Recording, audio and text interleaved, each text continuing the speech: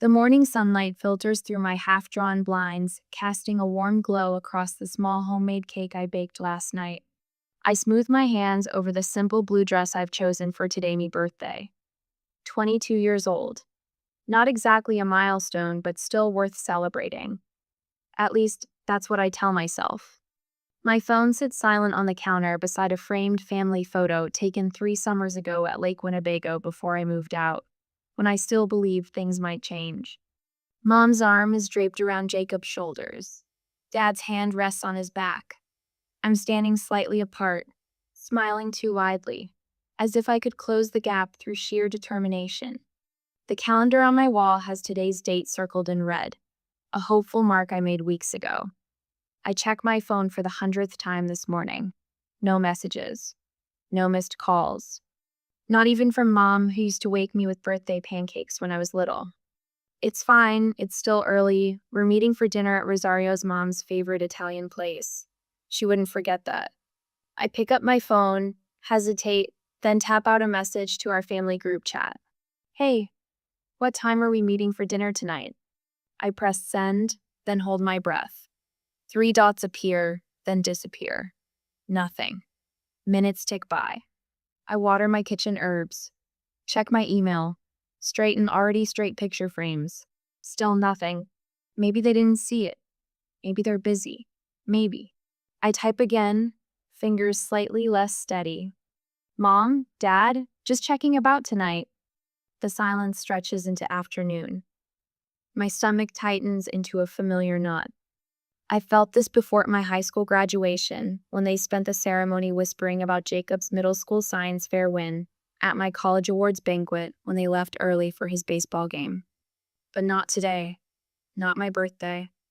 I press call before I can talk myself out of it. My heart pounds as the phone rings once, twice, 3 times. Oh, hey Sarah, what's up? Mom's voice sounds casual, distracted. Something cold settles in my chest. Hi, Mom. I was just checking about dinner tonight. Dinner? There's a pause. Too long, too telling. Oh, honey, I should have told you earlier. I grip the counter's edge, already knowing what comes next. We're taking Jacob out tonight to celebrate. The breath leaves my lungs in a silent rush. But it's my birthday. Is that today? Her voice rises in fake surprise. I know it's fake because I heard her genuine surprise last week, when Dad brought home flowers, the sharp intake of breath, the unguarded delight. This is different. This is theater. From somewhere in the background, I hear Jacob laugh. Tell her we'll bring leftovers. My vision blurs. Not from tears I won't cry. Not this time, but from a sudden, clarifying anger. This wasn't forgetfulness. This was choice. Right, I say, my voice eerily calm. Jacob's scholarship dinner. Oh, you remembered. Mom sounds relieved, as if I've handed her the perfect excuse. We meant to include you, sweetie, but reservations were limited and… It's fine. The words escape through clenched teeth. Have a good night. I'm 16 again, watching Mom brush Jacob's hair before his class picture while I drive myself to school. I'm 18, at graduation, as they rush past my honor cords to congratulate my brother on making junior varsity. I'm 21, helping them move Jacob into his dorm at Dad's alma mater while they reminisce about legacy traditions. 6 months ago, I moved out, still foolishly hoping distance might make their hearts grow fonder. Still making the effort to call weekly, to show up for Sunday dinners, to maintain the fiction that we're a normal, loving family. What a waste of hope. I stare at my reflection in the microwave, door cheeks flushed, eyes too bright. Slowly, deliberately, I reach behind my neck and unclasp the silver necklace Mom gave me last Christmas. It wasn't chosen for me, it was the same one she gave my cousin Bethany and my Aunt Lisa. Practical. Efficient.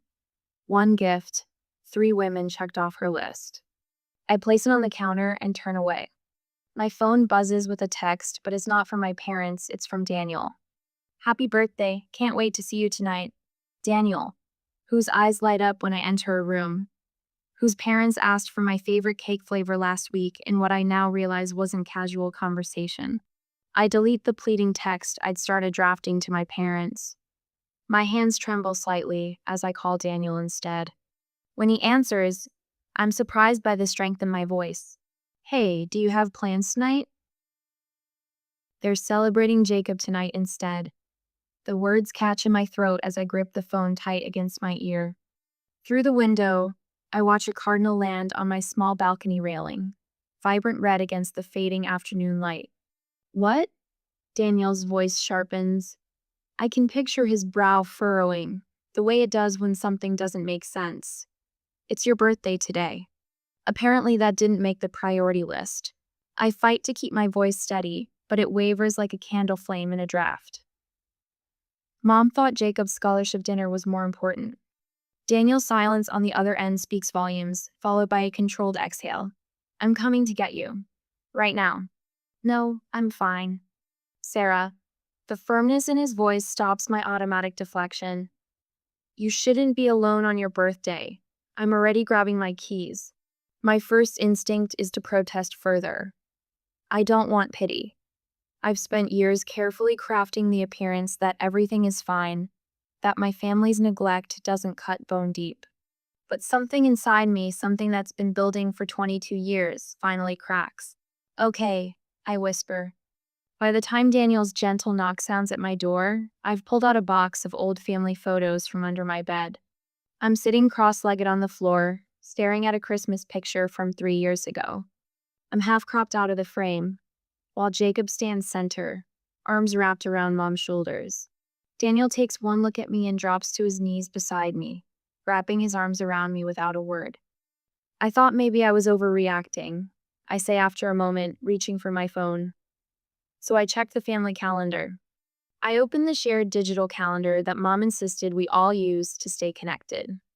I scroll to today's date, then back several weeks. There it is. Jacob's celebration dinner, 7 p.m. Rosario's entered 23 days ago. They didn't forget, I say, my voice hollow as understanding crystallizes. They chose. Daniel takes the phone gently, scrolling through past events. His jaw tightens as he notices what I'd shown him before Jacob's basketball games marked as everyone attend, while my college honors ceremony had merely been labeled Sarah's school thing. Look at these texts, I continue, feeling a strange calm as I finally allow myself to see the pattern I've denied for so long. I show him message after message my graduation announcement met with, we'll try to make it. Jacob's junior varsity success met with, we're so proud, family celebration dinner. This isn't right, Sarah, Daniel says, his voice quiet but filled with unmistakable anger. This isn't what family does. I look up at him, at the genuine outrage in his eyes on my behalf, and something shifts inside me like tectonic plates, finally releasing years of built-up pressure. My parents have been asking about you, he continues softly. They noticed you weren't at Sunday dinner last week. I hesitate. Daniel's family has always been kind to me, but accepting their help feels like admitting my own family doesn't want me, like confirming out loud what I've known in my heart for years. I don't need a charity birthday, I say, even as I recognize the defensive edge in my voice. Daniel cups my cheek in his palm. It's not charity. They care about you. They've been asking when they could meet you for dinner anyway. The contrast is stark. Daniel's parents noticing my absence from one meal, while my own parents planned a celebration without me on my birthday. Slowly, I reach behind my neck and unclasp my mother's necklace again, setting it deliberately on the coffee table. Let me get changed, I say. 20 minutes later, we pull into Daniel's parents' driveway. I've replaced my birthday dress with jeans and a soft blue sweater, not special occasion attire, but comfortable. Armor of a different kind.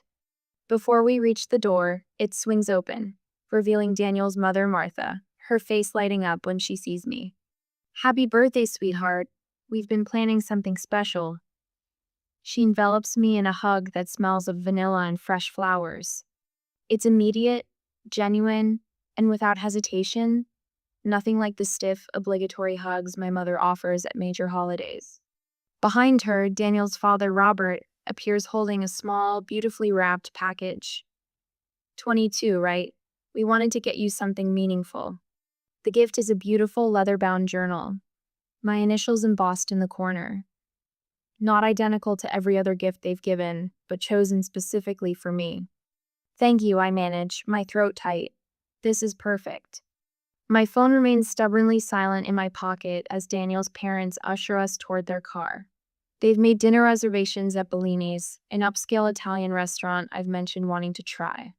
The restaurant is warm and inviting white tablecloths and soft lighting, fancy without being intimidating. Robert orders champagne as soon as we're seated, insisting on a proper toast. To Sarah, he says, raising his glass. Not just to your birthday, but to your future. We're excited to see where your talents take you. Martha adds, and to finally getting to know the young woman Daniel talks about so glowingly. They ask about my new job, my apartment, my dreams for the future, genuine questions followed by attentive listening. No one interrupts to mention Jacob's accomplishments. No one checks their watch or glances at their phone. As the waiter brings dessert, a slice of tiramisu with a single candle, I feel words forming that I've never allowed myself to speak aloud. I think I've been looking for family in the wrong place. Daniel's mom insists on one more photo. Just the two of you by the fireplace. She waves us into position, then steps back to frame the shot. Perfect. I smooth my blue dress, the same one I'd worn this morning, when I still believed my family might remember me, and lean into Daniel's side. His arm settles around my waist, solid and present. Smile, his father calls. The camera flash catches us mid-laugh, another memory preserved. Back at Daniel's house, we settle on the couch while his parents bustle in the kitchen, making coffee and plating the small cake they'd surprised me with at the restaurant. The evening wraps around me like a warm blanket, the gentle clicking of dishes, the soft murmur of conversation, the absence of that familiar knot in my stomach. We should take a picture to remember tonight, Daniel says, pulling out his phone. I freeze. Oh, I can take it. Not this time. He shifts closer, holding his phone at arm's length. You're going to be in these photos, birthday girl. The realization stings. I've spent years documenting everyone else's celebrations. Mom directing me to get a good one of Jacob blowing out candles. Dad handing me his phone to capture family moments I was never truly part of. Daniel's parents return with coffee and cake, but before we dig in, his mother takes more photos, Daniel and me, just me, all four of us with the timer. When she shows me the results, something catches in my throat. I'm smiling. Not the stretched, camera-ready smile I've perfected for family gatherings, but something real. My eyes are bright. I look happy. Send those to me, I ask, my voice smaller than I intend. Later, when Daniel's parents have retired for the night and we're alone in the living room, I scroll through the evening's photos. The contrast is stark. In Daniel's family photos, I'm centered, visible, celebrated. In my own family albums, I'm a ghost either behind the camera or standing slightly apart, smiling too widely, always reaching. 22 years of trying to be seen. 22 years of making excuses. They're just busy. Jacob needs more attention right now. They show love differently. Family is complicated. My fingers hover over Instagram. I rarely post personal content. What would be the point? My family rarely engages, and I've spent years curating a light, uncontroversial feed that wouldn't embarrass them. But tonight, something shifts inside me, like a gear finally clicking into place after years of grinding. You okay? Daniel asks, returning from the kitchen with water glasses. Just thinking. I tap my screen, creating a new story. I select one of the photos from dinner, Daniel's arm around my shoulders, his parents flanking us, my genuine smile. I've never looked more myself. The caption takes 4 attempts. I delete each draft, second-guessing every word. Too bitter, too desperate, too revealing. Finally, I type, huge thank you to Daniel and his amazing family for making my birthday special. So grateful to have people who actually care about me. My thumb hovers over the share button.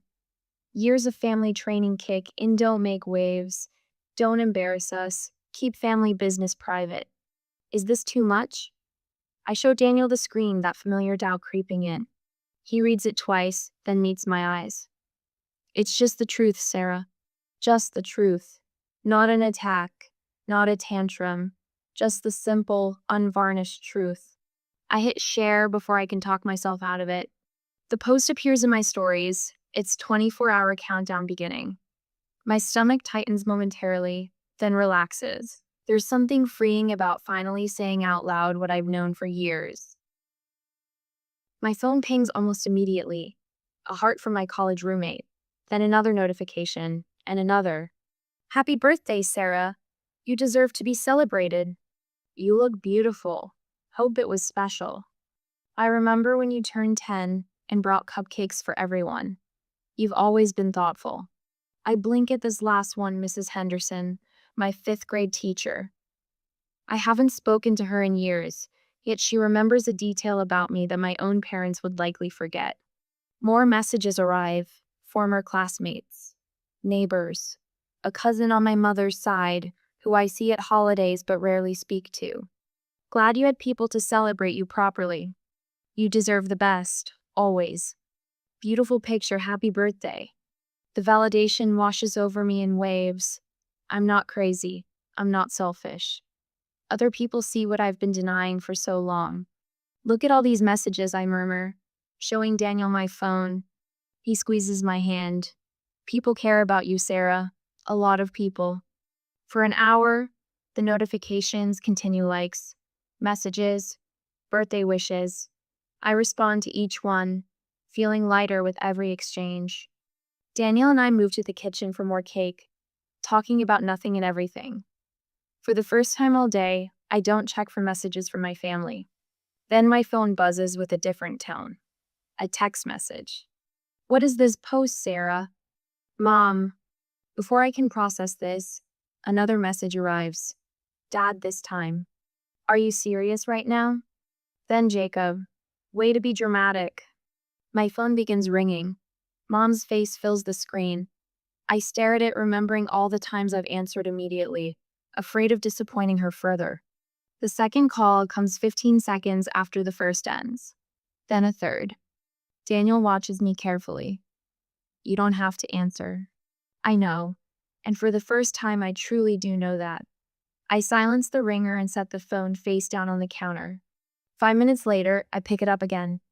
7 missed calls, 12 text messages, a family group chat in meltdown. I take a deep breath and hit call back. When Mom answers on the first ring, her voice is tight with controlled fury. Finally, what do you think you're doing with that post? People are calling me. Without warning her, I tap the speaker button and place the phone on the counter between Daniel and me. His presence steadies me as I prepare to speak my truth for the second time tonight. Hi, Mom, I say calmly. I was just thanking the people who remembered my birthday. Delete it, now. Dad's voice in the background. They must be on speakerphone, too. This is completely inappropriate, Sarah. I catch Daniel's eye. He nods encouragement. No, I say, the single word feeling foreign and powerful in my mouth. I don't think I will. I sit perfectly still in Daniel's living room, my mother's voice filling the speaker of my phone. My hands tremble slightly against my thigh, but my voice remains steady, a small victory. I cling to like a life raft in choppy waters. What the hell are you doing, Sarah? People are seeing this. Mom's voice is pitched higher than normal, that special tone reserved for public embarrassments and social faux pas. Daniel sits beside me, close enough for support, but giving me space to fight my own battle. His parents have tactfully retreated to the kitchen, though I can see them through the doorway near enough to step in if needed, far enough to offer privacy. I chose this battlefield deliberately surrounded by witnesses who care about me, not isolated where I could be more easily manipulated. What am I doing? I repeat, surprised by the calm in my voice. I'm thanking the people who actually showed up for my birthday. Take that post down. Now. Dad's voice cuts in, his barely controlled anger vibrating through the speaker. He must have grabbed the phone from Mom. You have no idea how this could affect your future, Sarah. My phone buzzes with incoming texts. Jacob. Mom and Dad are furious. What were you thinking? Another one follows immediately. You're making this way bigger than it needs to be. What strikes me most is what they're not saying. Not one of them has said, "I'm sorry we forgot your birthday." Not one mention of how I might feel. Their concern centers entirely on appearance show. This makes them look to friends and extended family. I'm not taking it down, I say, the words falling from my lips before I can second guess myself. I posted the truth. Daniel's family made my birthday special when you chose to celebrate Jacob instead. Sarah Elizabeth Winters. Dad's voice drops dangerously low. There will be consequences if you continue this childish behavior. The silence stretches between us. Daniel reaches over, his hand covering mine, steadying the trembling. What consequences? I finally ask, my voice clearer than I expected. You've already shown me where I stand. We're coming over, Dad announces abruptly. This conversation isn't happening over the phone. I catch Daniel's eye. He nods slightly, squeezing my hand. That's fine, I say. I'm at Daniel's. His parents are here too. The long pause that follows tells me everything. They expected me to be alone, vulnerable, malleable. We can discuss this tomorrow. Mom interjects smoothly. When you're thinking clearly, sweetie. The endearment lands like a slap. How convenient that she remembers to use it now. No, I say firmly. If you want to talk, come now. Otherwise, we have nothing to discuss. 43 minutes later, they arrive. Mom's smile is brittle as she exchanges pleasantries with Daniel's parents in the entryway. Dad stands stiffly beside her, his eyes darting around the well-appointed home as if seeking tactical advantages. We'd like to speak with our daughter privately, Dad announces, not quite making it a question. Daniel's father, a man I've known less than a year, but who remembered my birthday without prompting steps slightly forward. Sarah is welcome to have privacy if she wants it, he says, but she's also welcome to have support here. Family matters should remain within the family. Dad counters, his jaw tightening. Sarah is like family to us, Daniel's father replies evenly. She's welcome to have support. Mom's face flushes. The script is slipping away from them the one where they arrive, overwhelm me with authority, and leave with my compliance secured. I can see it in their eyes, the dawning realization that they've stepped onto unfamiliar terrain. Sarah, sweetheart, Mom tries again, her voice honeyed with forced affection. We just want to understand what's upset you so much. The question is so disingenuous it almost makes me laugh. You really don't know? I ask quietly. You forgot my birthday to celebrate Jacob instead. That's not fair, Dad begins. You didn't forget, I interrupt, surprising myself. The dinner for Jacob was planned weeks ago. I checked the family calendar. You chose to exclude me on my birthday. We were going to celebrate with you this weekend. Mom insists, but her eyes slide away from mine. No, you weren't, I say, the certainty burning through me like a fever breaking. This is just what you always do. Jacob first, me as an afterthought, if at all. The room falls silent. In their faces, I see something I've never witnessed before, the uncomfortable recognition of a truth they can no longer deny, at least not to themselves. For the first time in my life, they see me, and I see them too clearly, finally, completely. Daniel's living room feels like a courtroom. The air is thick with tension, almost visible in the late afternoon light filtering through beige curtains. I sit with my spine straight against the firm cushions of the sofa, my hands resting in my lap still, not fidgeting. Across from me, Mom and Dad stand awkwardly by the fireplace mantel, refusing the seats offered by Daniel's parents before they discreetly stepped into the kitchen. Mom adjusts her pearl necklace, the one she wears to important client dinner sand, attempts a smile that doesn't reach her eyes. Sarah, honey, this is all a misunderstanding. We were actually planning to surprise you this weekend. Dad stands with his feet slightly apart, hands clasped before him like he's addressing a difficult client. This social media tantrum needs to end now. You're damaging our family's reputation. My phone buzzes again on the coffee table between us. Jacob's texts are still coming through. I deliberately pick up the phone, turning the screen so they can all see his latest message. Tell Mom and Dad I'm heading to Ryan's place. Don't wait up. Some celebration, I say, my voice steadier than I expected. Mom's eyes immediately well with tears. Right on cue, the same performance I've seen at charity functions when she needs to appear moved by someone's generosity. After everything we've done for you, Sarah, the opportunities we've given you, the support, your grandmother's inheritance fund could be reconsidered. Dad cuts in, his voice cool and businesslike. Financial decisions require maturity and family loyalty. The words hang in the air like a revelation. Money. It's always been about money. Every birthday check, every tuition payment, every gift that came with invisible strings. We've always supported you more than Jacob. Mom insists, dabbing carefully at her eyes to avoid smudging her mascara. He just needed more attention because of his special qualities. A strange calm settles over me. Name one thing.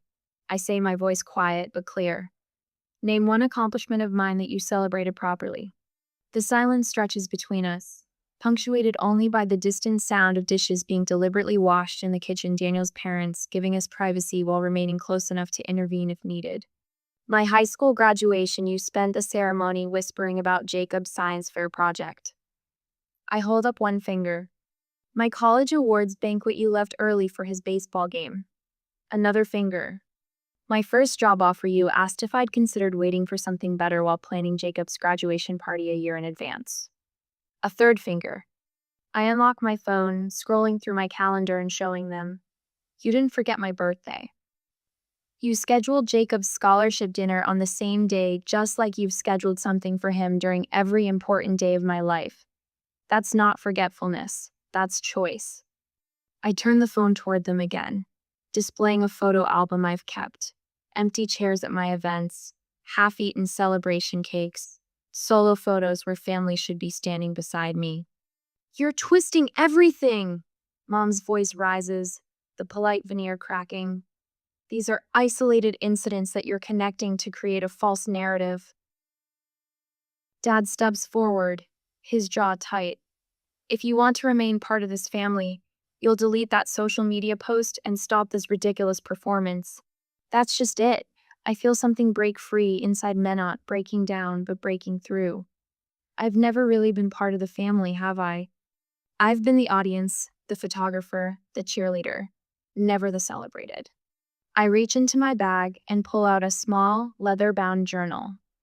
I started keeping track 3 years ago. Every forgotten milestone, every canceled plan, every celebration cut short because of Jacob.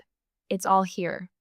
Mom's eyes widen at the physical evidence of my pain, tangible proof that can't be dismissed as emotional exaggeration. I won't pretend anymore. I continue, my voice gaining strength. Either acknowledge how you've treated me, or leave me alone. Those are your choices now, not mine.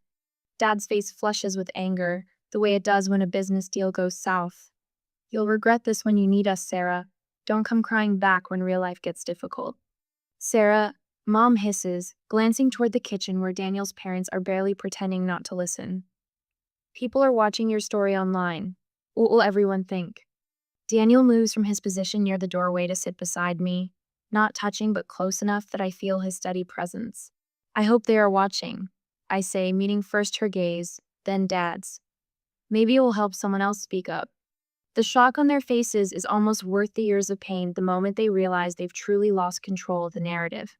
That the dutiful, invisible daughter they could count on to stay quiet has found her voice, and others are finally listening. Dad checks his watch, a nervous habit, when he's lost the upper hand. Mom's fingers twist around her pearls. For the first time in my life, they don't know what to say to me. For the first time, I don't rush to fill the silence with apologies. I simply wait, breathing in the unfamiliar sensation of standing in my truth while they scramble to rewrite it.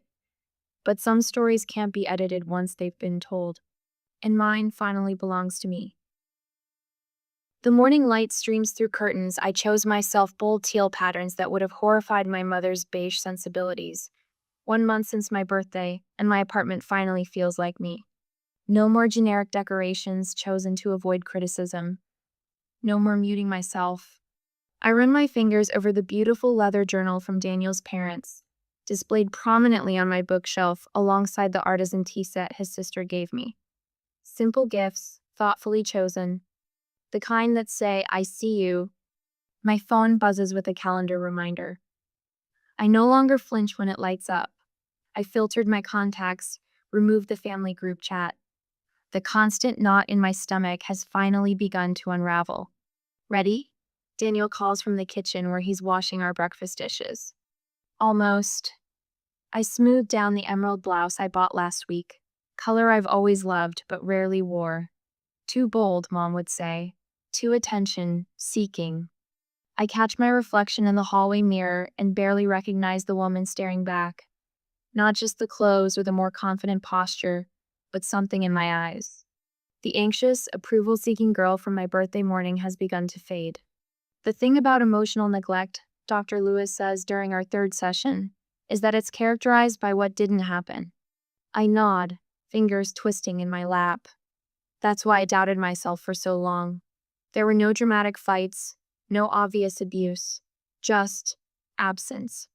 Consistent, reliable absence wherever my needs were concerned. And how does naming that feel? She leans forward slightly, her eyes kind behind practical glasses. Like I'm not crazy. My voice catches. Like I've been trying to solve a puzzle with missing pieces all my life. Later that week, I sit in a circle of strangers who quickly become anything but. Adult children of emotionally neglectful parents, the group is called. Their stories echo mine with unsettling familiarity. When my phone shows 3 missed calls from Mom after our group meeting, I delete the notifications without checking the voicemails. The guilt I expected doesn't come. At my desk that evening, I address Christmas cards, a task I've always handled for the entire family. This year, my list is shorter but more meaningful. Each name represents someone who's actually shown up for me. The stack for my parents and Jacob remains blank beside my pen. After a moment's consideration, I return them to their box. On my calendar, I've already marked next year's birthday not with expectations of others, but with plans for myself. Sunrise hike plus favorite bakery. I've written. A promise to celebrate regardless of who joins me. Your parents are telling everyone you abandoned the family after all they did for you. Aunt Meredith's text arrives on a Tuesday morning. I stare at it for a long moment before typing. They're entitled to their version of events. My thumb hovers over the send button before I add. I'm open to a relationship that includes mutual respect and honesty. 3 days later, Jacob's name appears on my screen for the first time since the confrontation. I didn't realize what they were doing to you. His message reads, I always thought you got the better deal because they left you alone while micromanaging me. I don't respond immediately. Healing isn't linear, and relationships can't be forced. But I save the message a small opening that might someday lead somewhere if he's willing to grow. From my parents, there's only deafening silence. No acknowledgement, no ownership, just the void I've always known, now honestly labeled. To the family we choose, I raise my glass, looking around my dining table at faces illuminated by candlelight. And the strength to choose ourselves first. Daniel's mother reaches over to squeeze my hand. His father beams from across the table. My college roommate clinks her glass against mine. The warmth in this room stands in stark contrast to that solitary birthday morning, just months ago. My eyes drift briefly to the empty chair I've left at the corner of the table. Not with desperate hope, but with peaceful acknowledgement that doors can remain unlocked without expecting anyone to walk through them. After dessert, I excuse myself briefly and slip into my office. The blog draft is nearly complete. Finding home. Healing from family estrangement. Comments have poured in from early readers, people who recognize their stories in mine. I glance at the letter I've written but haven't sent. I'm still here if you ever want to truly know me, it concludes. Maybe someday they'll be ready to read it. Maybe they won't. For now, I have this moment, this peace, this chosen family that loves without conditions or competition. Sometimes the bravest thing you can do is rewrite your own story.